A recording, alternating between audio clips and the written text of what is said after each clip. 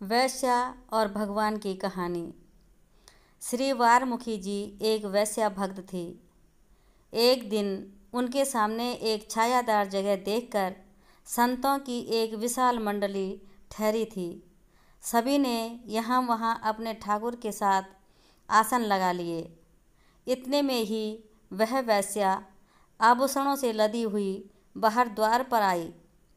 सरल भाव संतों को देखकर वह मन में विचारने लगी कि आज मेरे कौन से भाग्य उदय हो गए जो ये संत मेरे द्वार पर आए हैं। निश्चय ही इन्हें मेरे बारे में पता नहीं। इस प्रकार सोचते हुए वह घर में गई और एक थाल में मोहरे भरकर ले आई। उसे महंत जी के आगे रख कर बोली, प्रभु, इस धन से आप अपने भगवान को भोग लगाइए। ये कहते हुए प्रेमवश उनकी आंखों में आंसू आ गए। ये देख श्री महंत जी ने पूछा कि तुम कौन हो। ये सवाल सुनकर वह चुप हो गई। उसे चिंता में देखकर श्री महंत जी ने फिर कहा कि तुम बेझिझक अपने मन की बात कहो। तब वीरमुखी जी ने कहकर संत के चरणों में गिर पड़ी कि मैं वैश्या हूँ।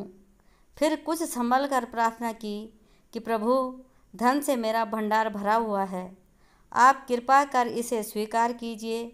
यदि आप मेरी जाति का विचार कर धन नहीं लेंगे तो मैं जीवित नहीं रह सकूंगी।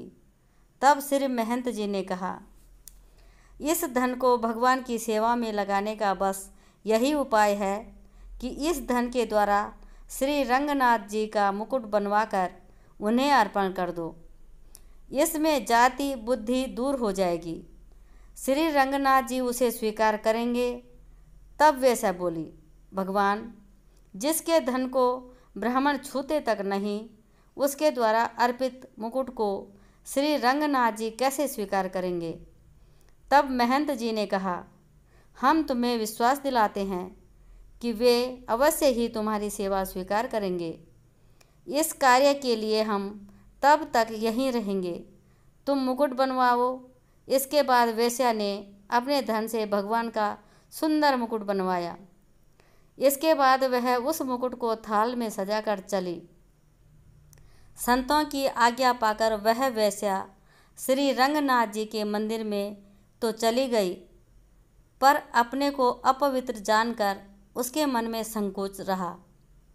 संतों के कहने पर बड़ी मुश्किल से वह लजाते हुए दीन भाव से श्री रंगनाथ जी के पास पहुंची, जहां उसने जैसे ही हाथ में मुकुट लेकर भगवान को पहनाना चाहा, वैसे ही श्री रंगनाथ जी ने उसे धारण करने के लिए अपना सिर झुका दिया। इसके बाद तो लोग भक्त व भगवान दोनों की जय जयकार करने लगे। तो कहानी कैसी लगी आपको दोस्तों? अगर कहानी अच्छी लगे तो लाइक करें, कमेंट करें, शेयर करें और चैनल को ज़रूर से सब्सक्राइब करें ऐसे ही कहानी सुनने के लिए।